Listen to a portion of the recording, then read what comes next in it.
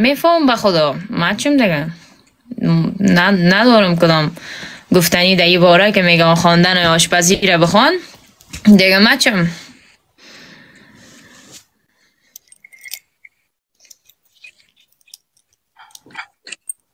پشتو کاش که یاد میداشتم دوستا. پشتو یاد نداره دوستا. دوستا جانم هستی نزنیم دیگه. پسان بردم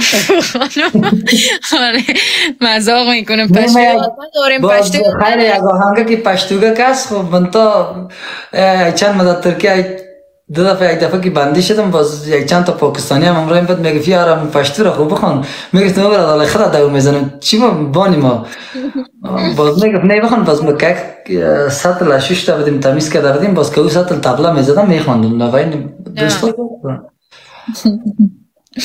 میگه خواندن چی بخوندم شیرین من کدام چی باز اینا رو دوستا میگم بری او طرف و خودش بگوی او طرف هم نیست که بگویم بری او طرف. شیرین والا شیرین خود کدام آهنگ ندیدم یکی آهنگکو هست میخوانم شیرین گفته خب اگر خواستیم باز ما که دیگه شعرها جورش میکنم دیگه تو اول میگه بزن دوستا سیجا نوشته دارن چی بگم خود نمیخوانیم باش یک پرده اول بزنم برشم خیلی کپی نیست بسیار وقت میشه مقصد پرده اول نزدم دوستا.